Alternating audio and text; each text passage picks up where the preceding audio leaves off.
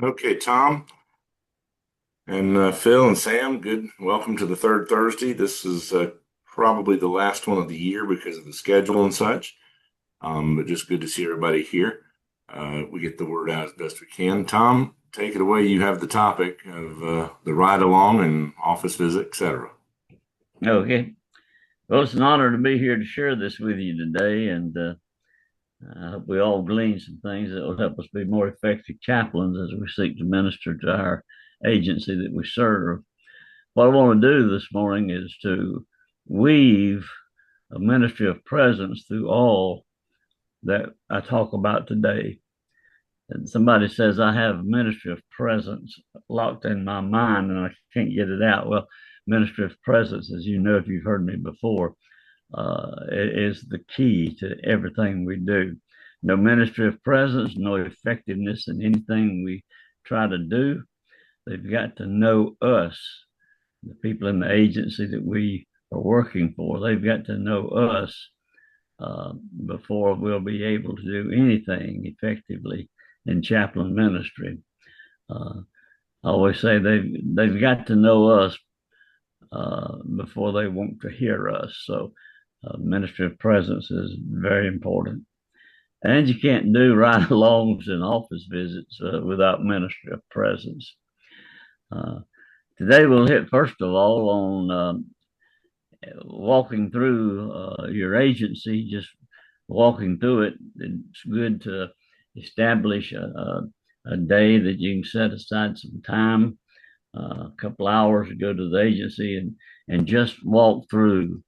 And that's not an opportunity or a time for you to get in deep conversation with people. Sometimes that happens. And if it does, just consider that a God thing and take care of that. But we're there for them to see us. And when we're going through office visits before we want them to hear us. Um, we all have an access card or should have an ID badge and a shirt and a vest. Now you don't have to wear the vest. And at Rock Hill, we just walk through with our badge on. Sometimes chaplains walk through with a shirt on. And until you are known and they have accepted you and know who you are, it's good to have that uh, shirt on as well. Uh, it's important to do walkthroughs. Now, you may go up and do a counseling, you may go up and get tied up and talk to somebody, but don't let that be your walkthrough if you don't walk through at that time. Um, and when you do a walkthrough, you need to walk through every department, every door that's got a person inside that door. You need to be there passing by that door unless you're there for another purpose. Uh, Try not to show impartiality when you're doing walkthroughs. Um, if you get labeled, you've got your few people that you like, and you don't do anything with anybody else, that's going to hinder your effectiveness as a chaplain in your agency. And a lot of people say, well, when you're doing the walkthrough, what if they're busy? What if they're on the telephone? Well, they're going to see you. Just stick your head in the door. And when they make eye contact with you, just wave and walk on. Uh, that's probably an important thing. Don't have time to talk to you anyway. So just wave. It's important they see you, not hear you in a walkthrough. Um, Another thing about walkthroughs is confidentiality. When we walk through, we're going to hear and see things that we're really not supposed to see or hear, but we're going to. It's just the name of the game. But what you hear and see, and everything you do as a chaplain, you have to hold tightly that confidentiality. If you ever lose your confidentiality with your people, you are done. And you say, well, I just did it with one. Well, that one told the rest of the department, you can't trust him. He can't keep a confidential conversation or situation to himself. And Confidentiality, losing that, and no ministry of presence are the two things that will ruin you in your role, in my role as a chaplain. Um, then there's that security training we have to have every year with SLED. Uh, Used to be 3 years, I think, and now they moved it down, and now it's 1 year. And everybody seems to complain about having to do that, but it's very important at our agency, and I'm sure it is at yours as well. If you don't do the security training when it's been a year since you had completed that, uh, guess what's going to happen? They're going to cut your pass off. Uh, you won't be able to get in the door. If you are in the door, you have to be escorted around the building. So chaplain can't work that way. So take that security training a little more serious. It's our really our key to being able to be anywhere in that department, unless it's a secure area without an escort. So that's the things basically about walkthroughs. It's just casually going through the department, and it doesn't take as long as you think it might take just to do that. If you get tied up, like I said, then God had another purpose for you to be there. Take care of that and do your walkthrough later if you can't stay after you did what you got tied up with. Um, that's the basic things about walkthroughs. Um, in our agency, we've got in the CID area and some other areas, we've got several people sitting in little cubbies, and I've been through there at times, and every one of them they were busy with something, and I walked through there and didn't even say anything, just threw my hand up and say how you doing, because I wasn't there really to talk. I was there to minister through ministry of presence and just walk. All right, we may have some questions later. Hold on to that, and we'll look to ride-alongs. Uh, Ride-alongs can be fun; they really can. Uh, but I want to tell you something: if you get in a car with a cop and you don't build a rapport with him or her, and you don't get a conversation going, uh, I always say it's cold in a bedroom when a couple's turn their back to each other and they're not talking. That's a cold place. Well, that car gets cold. And if you're just riding with him and he's driving you and nobody's talking. So you have to build conversations, get conversations started. Um, the way we do it, and I think it's a great day to do it, a great way to do it. If you've got access to doing this, uh, when you're going to go in for a ride along, uh, check out a radio from dispatch if there's one available. Now we have some radios in dispatch, and if there's one available, chaplain can grab one. Because out in the field with them, there's a good chance you could need that radio. So if there's one available, try to get you a radio. Before roll call, contact the supervisor. Our agency has a lieutenant and two sergeants on each shift, and let them know you want to ride with somebody. Now, this is early on. As they get to know you and trust you in your agency, you can just call somebody on the telephone, say, hey, can I ride with you tonight? And when you get there, just tell the supervisors who you're riding with. But that comes after you have earned the credit to be able to do that on your own. So contact the supervisor when you get there and to let them know you want to ride. And if you don't have any preference for somebody to ride with, they'll assign you somebody. Or if you have a preference, tell them you want to ride with so and see if that'll work out. Now, when you get to the car, there's one thing you got to remember: that car is their office. When you close the door on that car, you're sitting in their office, and we are guests in their office. And the thing that we are there to do is to get to know them, listen to them, encourage them. as we ride that night. Uh, Two things to get conversation started. I find that I don't know about. Well, I think fire and EMS is probably like cops. Uh, there's two things that can get a conversation started uh, after you get in that car.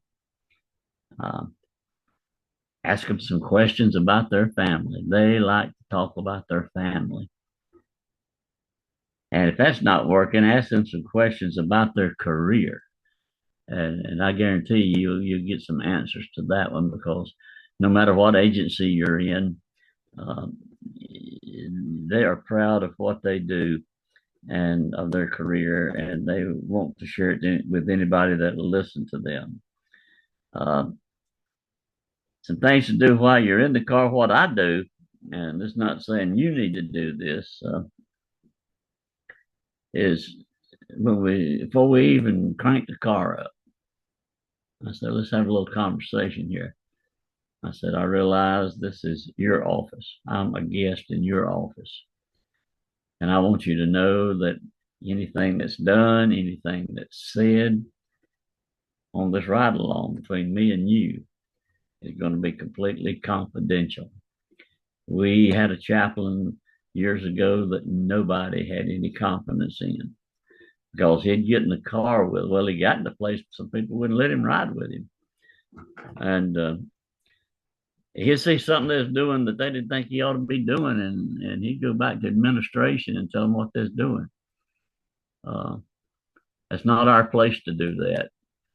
Um, that's between them and their agency. It's not our place to go tattle what we saw on the ride along.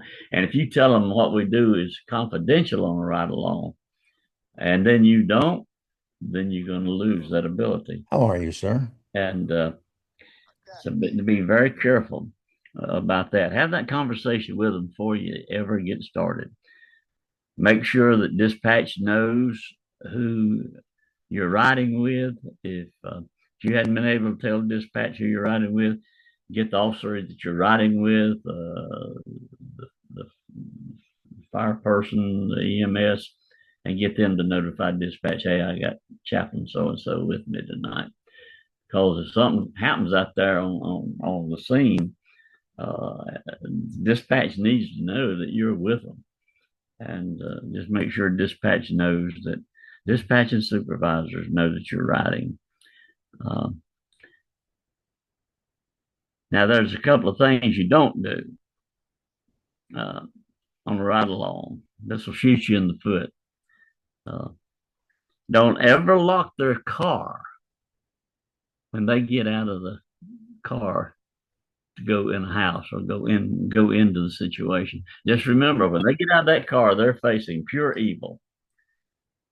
And the chaplain doesn't need to be sitting in the car with the car locked because he's scared. We've had that to happen one time. You know what happened to that chaplain? And that guy got back to the radio. It was on a disturbance call, a domestic in a house, and he couldn't get on his radio. And he went out to the car to get on the radio, and the car was locked. Well, when he got into the car and got the situation stopped, he wrote him right back to the PD and kicked him out of his car. So don't ever ask to ride with me again. So don't lock his car because he may need to get back in there and get something. Second thing is, don't talk to them when they're running code. Uh, if they have to go code 2 or code 3, it's not time for conversation. Their mind needs to be exactly what they're doing. And so you just sit there, and the thoughts you're going to have is thoughts that I've had over the years. Well, Lord, is this the way my life's going to end on this earth? And one night was going through a filling station, was cutting through to cut. It was in a chase, and we went sideways through the gas tanks. And I said, my soul, I'm going to die tonight. But don't talk to them while they're on the code. There's time for that later, but just sit there and hold on. Uh, you're probably going to need to hold on. When you get to the scene, Don't get involved unless you're asked. We're not firemen, we're not EMS, we're not, unless we are sworn, we're not cops. We're there to help them in any way. But, it's their duty, not ours. Don't suggest things to them. I do it this way. Let them do what they're trained to do. You're there to encourage what they do. And on that scene, while you're out on a ride along, uh, they may put up some crime tape. Don't go past the crime tape. But on a ride along, sometimes you get caught inside the crime tape. You can't help that. But if you're not in the crime tape, don't go into the crime tape. The main thing on a ride along when you're out of that car and you're at a scene is just be praying, stand back, and be aware of your surroundings. Always being aware of the surroundings of the guy or the girl you're riding with. Uh, your head ought to be on the swivel to make sure nobody's coming up on them in a blind spot and going to injure them. Um, so always be watching. Watch that scene. It changes every second you're out there. So just keep your head moving, but keep your eye on the person you're with. And if it's just you and that person, um,